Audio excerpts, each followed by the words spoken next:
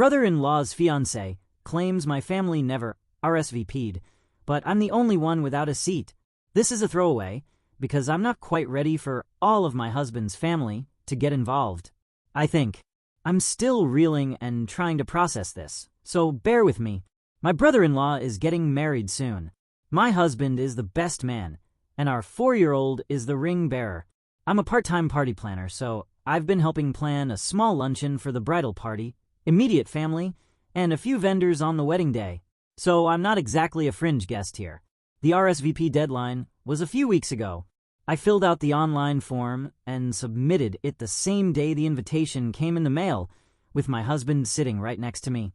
We RSVP'd for the 3 of us, me, my husband, and our son. Easy peasy, right? Well, brother-in-law's fiancé, sister-in-law, reached out today over text, saying we never RSVP'd. Not, hey, I never saw your RSVP, just checking, but straight up, you didn't respond. Which is frustrating on its own. But then she tells us that while my husband and son have seats at the reception as they were in part of her original head counts, I do not. My husband was told I could come early with him to set up the luncheon still and stay for the ceremony, but that I would not have a spot at the reception. Let me repeat that. I'm married to the best man, mother of the ring bearer, and helping with wedding day logistics, including connecting sister-in-law with some of my professional contacts. And she somehow decided I just wouldn't be coming, and she never followed up before the RSVP deadline. Just what? I'm torn between feeling hurt, furious, and just flabbergasted. And used. I definitely feel used. At best, this was a sloppy mistake that she's not owning. At worst, it feels like a pointed exclusion. I'm not sure which stings more. My husband is going to handle the conversation with his brother to figure out what is going on, because I genuinely don't trust myself to be polite and keep the peace. There was no other drama leading up to this that I was aware of. I have a good relationship with my in-laws. So, yeah, this is totally out of left field for me and my husband.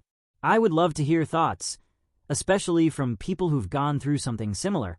I don't typically touch weddings with work, so this is all new territory for me as a pseudo-vendor/guest. My husband wants to reach out and talk to his brother first, but I'm so tempted to reach out to my mother-in-law before our usual meetup tomorrow to see if she knows anything. Edit 1 from comments. Small update.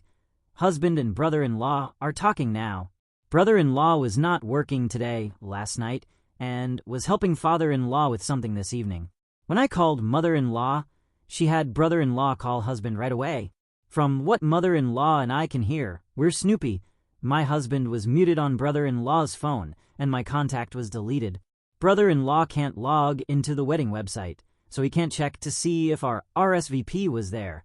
I'm not sure if I want to become a firecracker myself or get some popcorn as I watch mother-in-law pop off. Edit 2 from comments. Okay, here's the last update for the night. I am tired and a bit overwhelmed by all of your responses. I'm sorry I haven't replied to them all, but I have read most of them. Again, thank you for your advice and just general support during this really weird and upsetting time. TLDR, brother-in-law don't know, and now the wedding is up in the air. He's currently staying with mother-in-law and father-in-law to have some space from sister-in-law. So, my husband finally got a hold of brother-in-law after I called mother-in-law. No one else knew this was going on. While they were talking, brother-in-law tried logging into their wedding website to see if this was a mistake or misunderstanding, but couldn't log in. So he texted sister-in-law to see if she changed the password, and she just told him to come home instead. This set off 3. 1. Brother-in-law ended the call with husband to call sister-in-law about why she couldn't answer a simple question. 2. Mother-in-law popped off about, how dare that woman exclude op. 3. Mother-in-law and father-in-law popped off on brother-in-law for already living with sister-in-law. They are very religious and traditional, and don't believe that a couple should live together before marriage. Husband and I sympathize with brother-in-law. Brother-in-law and sister-in-law argued over the phone. Apparently, she started claiming that it was an unfortunate glitch and it was too late to add another seat now. Then it was that we never jived and would it really be so bad if I went home early? Plus I could take our son home with me because he would be tired by then. At 5 p.m., this woman does not know kids. STG. Then it was I've always been mean, and excluding her from things, even though she's never invited me to any of the girly fun wedding events. At this point, my husband and I are glued to my phone, as we're hearing yelling from all four of them, until sister-in-law hangs up. Brother-in-law is spending the night at his parents' and is unsure about the wedding now. He plans on going home tomorrow, with husband going with for moral support. I'll be going with hubby to my in-laws to hang out, until we hear back about the situation at the battlefront. Update. So, hi. To preface, I did not expect my post to blow up the way it did. Several commenters mentioned it just popped up in their recommended, and holy geez, it got way bigger than I could have ever imagined. So, thank you. I think it's super overwhelming on top of the real-life soap opera I'm living through this weekend. Just to clarify something from the original post, I did not plan everything for the wedding. I offered to bring food for a small luncheon between photos, 10 a.m., and the ceremony for p.m., as dinner wasn't planned until 6 p.m. It was going to be a long day at a farm in the middle of nowhere. I offered to do it to be nice, but also to make sure no one, specifically a certain 4-year-old, would be hangry for the ceremony. Sister-in-law also only used one of my vendor contacts, so with things going south, my professional reputation shouldn't really be impacted. Update. Turns out the no seat for op issue was the problem that broke brother-in-law's relationship. And we're a bit upset brother-in-law didn't talk to anyone about this until it blew up. Behind the scenes, brother-in-law and sister-in-law were having arguments about their future together. Most of these arguments centered around having kids. Early on, sister-in-law gave the impression that she wanted children someday, but as they got more serious, she started backtracking. A few months ago, brother-in-law realized that it's very likely sister-in-law never wanted kids, but felt too invested in the relationship to leave. But brother-in-law always imagined having a large family, so this really shook him. On top of that, sister-in-law apparently had jealousy and insecurity issues. Per brother-in-law, I've been her latest target, which started when I turned down going to a mani/petty with her. Why did I turn her down? Husband and son had rotavirus.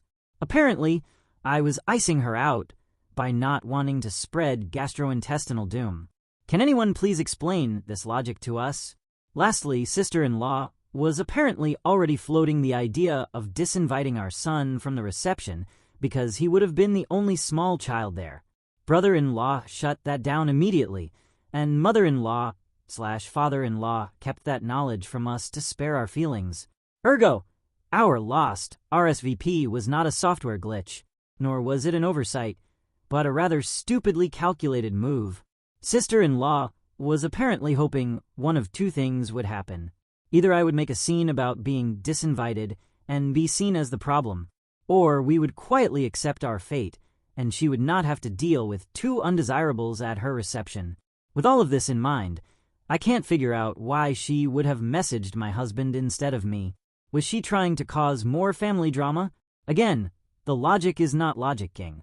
Brother-in-law was already feeling some uncertainty because of the shifting kids/no kids conversation, but the deliberate seating stunt gave him the last push and clarity he needed.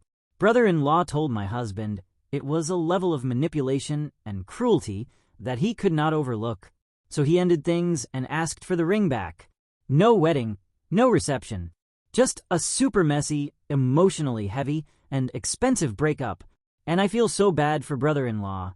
He's going through so much heartache right now, but he deserves better in a partner.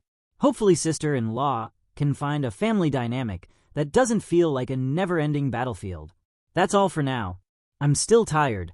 I'm still flabbergasted. But I'm also relieved this wedding arc is coming to an end.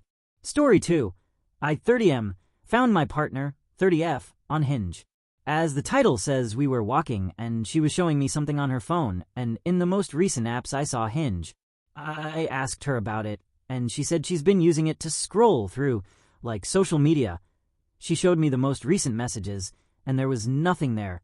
She said she hasn't spoken to anyone on the app and hasn't met with anyone. She also said she hadn't changed her pictures. I left because I had to think about things. A few days later, we met, and I asked to go through her Hinge, and she said she deleted the app, and I asked her to re-download it. She did. She was doing something on the app in front of me, so I asked for phone. She had uploaded new pictures, because she looks good in them, and there was nothing else on there. I asked what she was doing whilst I was waiting. She said she was looking at her profile, and I asked her again. She then said she deleted messages. I asked why, and she said they were personal, and before we got together. She had also previously unmatched me, but not them.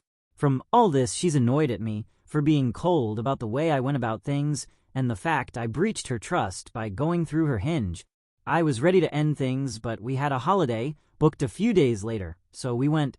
Throughout the holiday, she showed me that she really cared about me, and it's really messed my head up. I know it's over and I need to move on, but I just feel like I need to know if she's cheated on me or not. But she gets defensive when I bring it up. I know I'm being a complete idiot, but please give me your honest thoughts about the situation. Comments. Commenter 1. Your girl is on a dating site. Don't let your mind play tricks on you, or have her gaslight you. She is keeping her options open. Commenter 2. People don't use Hinge, like social media. She was also hiding messages. Dump her cheating ass before she tries it again, but this time you want know about it. Commenter 3. For real. Yeah, I don't use Tinder to scroll.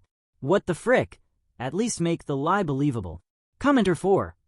You know you're dating a narcissist when they get mad at you for going through their dating app. Dude, she's cheating. Update. So I went to go and see her to have the talk. We started with some small talk, and then she broke up with me. This honestly took me by surprise. She said she had thought about why she had been on Hinge, and said that she was just unsure about me, and even after a year of being exclusive, she's still unsure, and is unsure if she will ever be sure. She also mentioned how upset she was that I broke her trust by going through her Hinge, and that I never really trusted her. But ultimately, she's saying she broke it off because it's not fair for me. She still remains adamant that she didn't cheat, and that she's never lied to me, even though she deleted messages and changed her profile pics despite me asking previously. She then started to talk about all the nice times we've had together and how I'm such a good guy. She cried a lot and then stayed at the door as I drove off. My question is, what the hell just happened? Once again, I feel like I'm in wrong. I think she may have a little cognitive dissonance with the Hinge thing and can't admit to herself what she's done. I also question if she thinks that she's done anything wrong. The whole trust thing is utter nonsense. Looking back, I gave her the benefit of the doubt in situations which I probably shouldn't have, but I trusted her.